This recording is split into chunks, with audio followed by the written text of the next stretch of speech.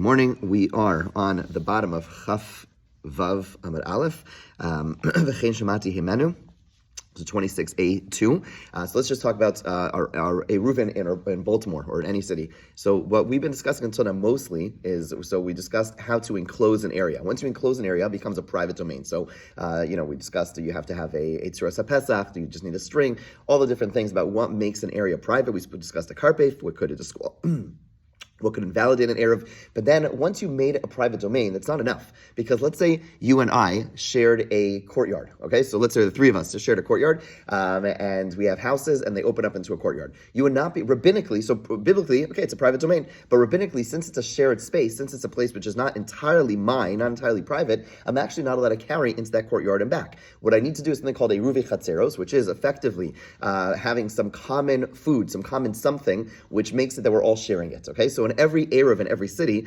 what you normally do is you have, so in addition to making sure you have the Eruv around it, you also have some common food. Typically they use matzah, just because it's practical, not for any holy purposes, but just because matzah doesn't spoil so quickly, and one person will acquire the matzah on behalf of everyone that lives there. Okay, now, it's a little tricky, because you could acquire, let's say a few of us owned a courtyard, so we could do a Eruvin chatzeros, where I could go ahead and pick up this matzah, and you don't even have to know about it. I do it, there's no notion of zachan l'adam shelo b'fanav. I could do it on your behalf, because I know you want to carry in this area, so I do it on your behalf, and then I put the matzah in a public place, or I put it in a private place. Big discussion, we'll get into that. But the bottom line is, that's fine. The question, though, is what happens if there is a non-Jew in this area, right? So he's also a member, he's also sharing this space, or let's say you have someone who is not observant, or doesn't believe in the oral Torah. So for them, it's meaningless, right? It's not, zachan l'adam is because I know that you will not be able to carry, and the only way you're going to be able to carry is if this happens. So for sure it's in your benefit. But if you don't believe in the oral Torah, it's a joke. It's a joke. Like, on the contrary, right? Some of the biggest Eruv fights are around people who are not observant in a place with an Eruv. So they don't want this. They don't care about this. It's meaningless. It's a joke. It doesn't mean anything, right? So the question then is, what happens then? So what happens in a typical community is they will go to someone who's in charge. Now, massive discussion about who's in charge. Is it the mayor? Is it the governor? Is it the police chief? Is it the fire chief? Someone who has power over the entire place, and they will be socher rishus. They'll rent space from them. Okay, so typically when they set up an Eruv, they're going to have this. They'll have like almost like a ceremony where they'll invite, and there's a big discussion about who you could invite. And what that does is that they are able to rent space to you. Okay. Now, even there's a big discussion. What kind of space are they able to rent to you? Does the mayor have, or the governor, or the police chief have the ability to rent the private homes to the people owning the people running the Eruv, or are they only able to rent out the public spaces? There are some who argue that since theoretically the police could, break into any home, to do an investigation, et cetera, therefore it's allowed. There are others who push back and say, what are you talking about? That is completely unlikely and very rare and not really possible. And therefore there is a big debate about what, are you allowed to go ahead, after they do schiras rishus, what does that allow for? The more lenient view allows for, now once the schiras rishus took place, I'm allowed to go ahead and take an item from the street. If there's an Eruv in our city, there's a very practical question. Can I go ahead and take this sitter into the street and into a non-from person's house, or to a non-Jew's home? According to those who say they can rent and everything, the answer is yes. There are others who say no, they're only able to rent out the street, but they're not able to rent out the home. That's from Schefter's view, and therefore I can take this sitter. I can take the sitter into the street, because the police chief and the mayor, whatever, they have the rights to rent out the street, but they don't have the right to rent out a private area, because that belongs to that person. Okay, so massive discussion with very practical ramifications. I share that, A, because it's practical, but B, it's going to help us understand this next discussion in the Gemara, which is going to talk about a chatzar, not where there is a non-from or a non-Jew, but rather it's someone who forgot to participate in the Eruv. Okay, so if they forgot to, so back in the day, there'd be much more active participation. Nowadays, we just say zachan l'adam shelo b'fanav. Let's say you have a person who, whatever reason, we know that they were not taking part of the Eruv. And now the question is, it's Shabbos. So what has to happen, so if it's Shabbos, since they own a part of the chatzar, right, if they were to not participate, it would invalidate it for all of us. Because now a part of the chatzar wasn't joined together, and it's owned by a different person, and now it's not all one combined place. So what has to happen is this person has to go ahead and relinquish his rights to the courtyard. By relinquishing his rights, and we'll see if it means courtyard and house, that's going to be the big discussion, but he relinquishes his rights. He basically takes himself out of the courtyard, Okay, halachically says, I have nothing to do with this place, it's not mine anymore, and that what that allows for is now, it's only have to make a Eruvin Chatzeros with people who all live there, or all own. If this person no longer owns because he just relinquished his rights, then we're allowed to carry. The question is, what are the parameters of his relinquishment? That's going to be the discussion over here. Okay, so says the Gemara.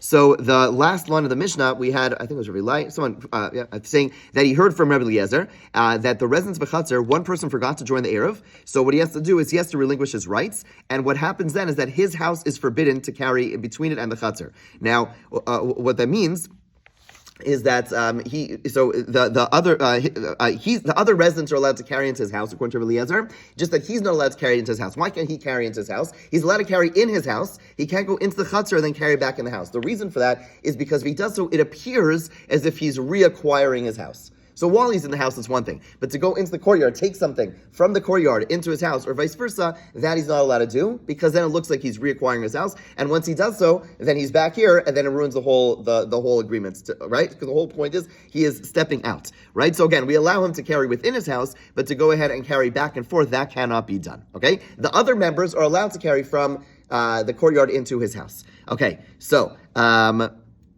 Okay, fine. As says the Gemara, Vatznan. It was taught in the Mishnah. Beso asul hotz lahachnis lo v'lahen. There's a Mishnah which says that everyone is not allowed to carry between his house and others. In other words, according to our Mishnah, Eliezer is saying others are allowed to carry into his house. Okay, but he's not allowed to carry into his house. The Mishnah, there's another Mishnah on Samach Tes, which says that no one's allowed to carry into his house. No one's allowed to carry into his house. So which one is it? So Amr of Huna, Braid, Rav Yeshua, Amr of Sheshes, Lokasha, not a difficulty. We'll see it's Machlokas 26b1, Chafei Amud Beis, Har Eliezer, Veha Rabbanan. Okay, one is the opinion of Rabbi Eliezer, and one is the opinion of the Rabbanan. Kishatim Salomar, because upon analysis you will find, and we're going to come back to those words, upon analysis you will find. L'divrei Rabbi Eliezer, according to Rabbi Eliezer, Mavato Rishus Chatzero, Rishus Beso Bitel. According to Rabbi Eliezer, when I go ahead, let's say I forgot to participate in the Rubik Chatzeros, and I say, my part of the Chatzer is Batal. Is relinquished. I have nothing to do with it.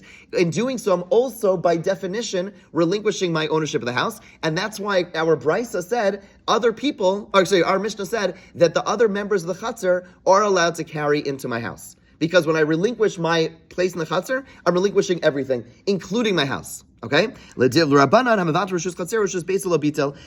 rabbis, when I relinquish my ownership in the chatzar, which again is the main thing. Let's just again. I want to review one more time. You have this chatzar over here.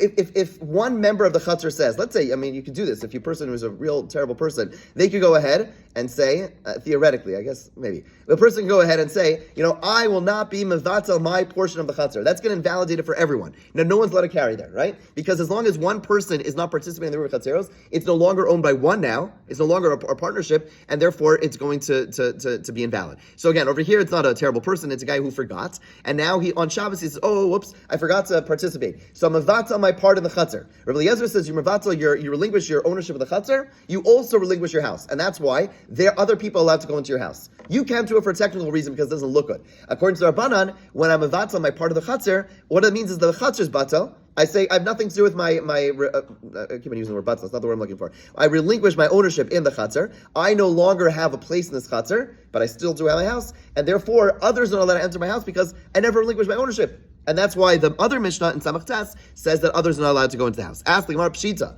why did you start the statement by saying, upon analysis you will find? Okay, that's pretty straightforward. Well, why do you add those words, implying that there's something that you need to dig a little bit deeper over here? So Anav Rav Huna bar Chinana Targimna. So Rachva says that I and Rav Huna bar Chinana interpreted the words of Rav Sheshes to mean Lo nitzrucha el lechamisha sheshrim mechatzer echad. Let's say he says what we're talking about is a case where 5 people were living in a courtyard. Okay, so you have a private courtyard or you have a semi-private courtyard owned by 5 people. V'shachach echad mehem v'lo irav, and one of them forgot and did not join the irav. Okay, so that it stop here. No one be allowed to carry in the courtyard over here because now it's not 4 people are combined as a partnership, but one person is not, and therefore the common area is not owned by one person. That would throw off the whole irav. So then they go ahead. According to Rabbi Eliezer, when the person subsequently says, "Oh, I'm so sorry, guys, no problem. I'm mevatel my shus." I say I relinquish my ownership for my property. I don't have to go ahead and say, "And I do this to you, and I do this to you, and I do this to you, and I do this to you." In other words, because when I relinquish my ownership, I'm not just relinquishing my ownership in general. I'm actually giving it over to the other members of the courtyard. So Rabbi Eliezer says, I don't have to specify and say I'm giving it to each of you. I just say, I'm done, I'm out, right? And that's enough. Okay? Even what we do is we interpret that to mean that he's giving his ownership to you, to all the others. Okay? L'Rabbanan, according to Rabbanan, when a person relinquishes rights in the chatzar, I have to explicitly say, I'm mevatel my reshus to you, I'm mevatel my reshus to you, I'm mevatel my reshus to you, then it works. Right? So what comes out over here is that Rabbi Eliezer and Rabbanan, what they're really arguing about is when a person relinquishes ownership in general, do we interpret his statement broadly, or do we interpret his statement in a very limited sense? Right? Do we take the maximalist view, or do we take the minimalist view in terms of when he says, I'm out? Right? So, and that has ramifications, and that we're learning from the statements above. Again, because the argument above was, when the person relinquishes his ownership, did he also give over his house? Rabbi Eliezer said, yes, he did.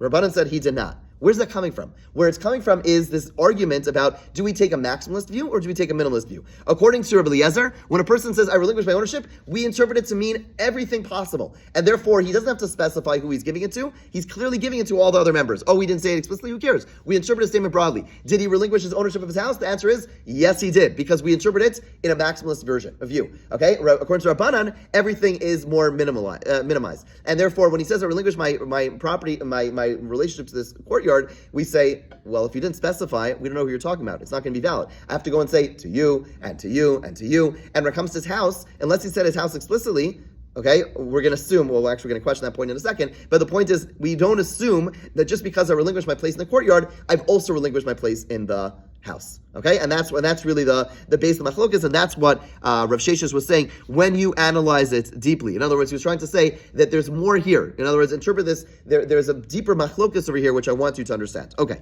now the Gemara asks, "Man Azla Hadatanya, who does the following teaching go like? Chamisha shishrim b'chatzar echad. 5 people live in one chatzar. V'shachach echad mehem la'erev. One person forgot and did not join the erev. K'shumavat reshusah, when he relinquishes his rights in the courtyard, ein tzarach levat reshus l'chol echad echad. He doesn't have to relinquish his rights to each one. Who does that go like? Command Rabbi Eliezer. It goes like Rabbi Eliezer of our Mishnah, who says that we take the maximalist view, and therefore, when a person relinquishes his ownership in the courtyard, it immediately goes to everyone. Rav Kahana Masnei Hachi. This last version was taught by Rav Kahana. Rav Yomi Masnei Hachi. Rav Yomi taught a slightly different version where it was a question asked and then answered. Kiman Azla Hadatanya. Who does the following teaching go like? Chamisha Shrim b'chatzar echad. 5 people living in a chatzar b'shachach chacham the erev, and one person forgot and not join the erev, did not join the erev. Shemavat reshusah. When a person relinquishes his rights, eino tzarach levat reshus l'chol echad. He does not need to relinquish the rights to each person. Kiman. Who does it follow? Amar Rav Huna bar Yehuda Rav Sheshes. So here, instead of it following the statements of Rav Sheshes, here Rav Huna bar Yehuda in the name of Rav Sheshes answer the question. Kiman Kalezer. That goes like Rav Eliezer again, who takes the maximalist view and assumes that when a person relinquishes, he relinquishes everything. Okay. Amalei Rapapa le'Abaye. Now Rapapa says to Abaye, Rav Eliezer. According to Rav Eliezer, who says we take the maximalist view and we assume he relinquishes the rights of the home as well. I amar lo mevatelna. If the person says, I do not want to relinquish my house. In other words, until now we've been assuming person just says, I relinquish my rights. And we say, oh, you relinquish your rights? Great. You've also relinquished your rights to your house. But let's say the person says, I relinquish my rights, but I do not relinquish the rights to my house. Does that work? Okay, we'll see. We'll see what the base of this question is. Rabbanan, and according to Rabbanan, who said the opposite. The Rabbanan said, when I relinquish my rights, the chatzar, I do not relinquish my rights to the house. But let's say, I amar mevatelna. They say explicitly, I will relinquish my rights to the house. What's the halacha? So what's the question? So the Rapapa explains the question. Do we say that the reason behind Eliezer is that when a person relinquishes his rights to his chatzar, by definition, he also relinquishes his rights to his home? And this guy, by saying, I'm not going to do it, therefore, we don't do it, and we basically just until then we've been making assumptions in his words, and now when he says explicitly, I'm not going to relinquish the rights to my house, Okay, we listen to him. Straightforward. Oh, Dilma, maybe there's another reason over here, which we didn't entertain until now. It's not a matter of taking a maximalist view of his words. Rather, it's a logical interpretation. What? Meaning that it's not normal for a person to live in a house without having access to a chutzner. In other words, if I live in a space, in a house, and I have no access to the courtyard, what kind of living is that? What do I have to do? Fly home each day? Like, that makes no sense, right? I think Mariam Baba Basra actually used that terminology, right? It says, like, how do you have a house without a courtyard? It doesn't make any sense. Obviously, you have access to a courtyard. So when a person relinquishes, maybe Rabbi Eliezer, it's not because we interpret his words in a maximalist view. It's more that it's the logical view. That when a person has a house, they also have a courtyard, right? And therefore, when a person says, okay, I relinquish my rights to the courtyard, but not my house. We don't listen to the person because it's meaningless. You can't have a house without a courtyard. And it wasn't because we just simply interpreted his words in the most maximalist view. It was because there's a logical assumption to take. If I say I relinquish my courtyard, I'm also relinquishing my house. Because if I don't have access to the courtyard, I don't have access to my house. And therefore, if a person says, I'm relinquishing the courtyard, but not my house, maybe Rabbi Eliezer says, we just ignore you. Because that means nothing. How do you have a house without a courtyard? And maybe then therefore, even if a person said explicitly, we would still ignore him. Okay?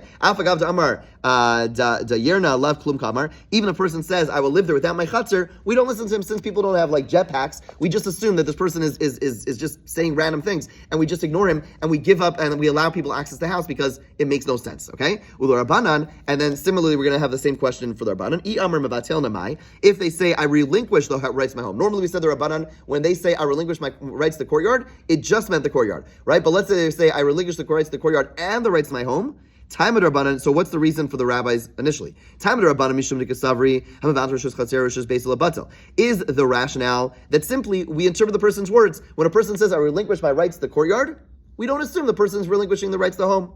V'hai amar v'atelna. Therefore, when a person says explicitly, "No, I also want to give up my home," we say, "Okay, great." Well, now that you told us explicitly what you want, we allow people to go in and out of your house. Or is it, again, more of a logical explanation? That when a person says, I relinquish my rights, we don't assume you're going to give up everything you have, right? We're going to just try to interpret that in the most limited way possible. We don't assume a person wants to go ahead. It's not logical to assume that a person wants to go ahead, and when I say I give up my courtyard, we assume you want to keep something, you want to keep your house, right? It's not normal to assume the person really wants to be a guest. Like when I say I give up my rights, do we want to assume that the person want to give up their house as well? And if I give my house, that I'm now your guest because I've given it over to my friends in the courtyard? That's crazy, right? And therefore, when the person says, "Oh, and I'm going to give my house as well," we just ignore it because we don't assume. It doesn't make sense that a person would really want to give up that much. Okay, so Abaya answers the question. We go with the first view and basically say that once a person says what he wants, we listen to him. We don't override it with our logic. If you say you want to do something, even if it's silly, even if it makes no sense, like again, according to Rabbi Eliezer, if a person says, I'm going to give up my courtyard and not my house, okay, it makes no sense. How do you access your house? Too bad. That's what you said. We listen to you, right? Just like a person, right? And the according to Rabbanan, who say, when a person says, I want to give up the courtyard and my house, it makes no sense. Why would a person want to give up everything and be a guest with someone else? Okay, but you said it, and therefore we listen to the person. Gale daita, you revealed your intentions, and we listen to the person no matter what. Okay, last line of our Mishnah, V'chein shamati sheyotim bar kablin bepesach. Okay, so one more statement there. Eli said in the name of Eliezer that he heard that you can fill your obligation to eat maror with our kablin. My our kablin. What is our kablin? Amar Rish Lakish atzvasa charuz yasa. It's entwined vines that grow around the trunk of a date palm. Apparently, it's a bitter herb. Well, it's not. I don't know if it's called a herb. Whatever. It's a bitter vine, and therefore you can fill your obligation. And therefore, that is just one more of the teachings that we learned from Eliezer. Hadalach osin pasim hadar chalan. We finish this parak again. Some very, very. It doesn't seem when you're learning it so relevant, but this question of a karbev, super relevant in every Eruv. Do you include the cemetery? Do you include the golf course? Do you include the a garden? Right? You have a big garden. You have I don't know, whatever that garden is near Greensboro, whatever it is. Does that ruin our entire Eruv? Quarry Lake, right? What kind of fence do you have to have to whatever it's called? Quarry Lake? I don't know what it's called. Yeah, lake. You have to build something around it, right? So very, very relevant. And Rubi Chatzeros again is our entire Eruv depends upon not just making it a private domain, but as we discussed when we started today, you have to go ahead and make a partnership and massive discussion about this exact discussion about, let's say a person, right, how far ranging is relinquishing, how far ranging is when a person sells or rents their space to others, how far ranging is this? I'll just mention, we have 2 extra minutes, but when in our modern Arabs, when we go ahead and rent space from, and oftentimes they'll bring everybody, and in Baltimore, I think they brought the governor when they made the Eruv, because they don't know who it is. They brought the governor, the police, the fire chief, right? Because fire chiefs are able to go into the houses if there's a fire or whatever it is, and basically bring them and they do the same renting with all of them. Okay, thing is that you typically, when you rent something, okay, if you were to rent something from someone, there is, to be a valid rental, you don't do an indefinite rental. That doesn't make any sense. You can't do an indefinite rental. So normally they do for like 20 years at a time. Problem is, sometimes people, again, in smaller communities or places where people are not just not as knowledgeable, whatever it is, they don't realize that the rental is up. Okay, there have been communities where they've done a rental, and then they don't realize that the rental is up, and now they have a serious problem, right? They have a serious problem in the sense that, they don't have, they're not able to go ahead and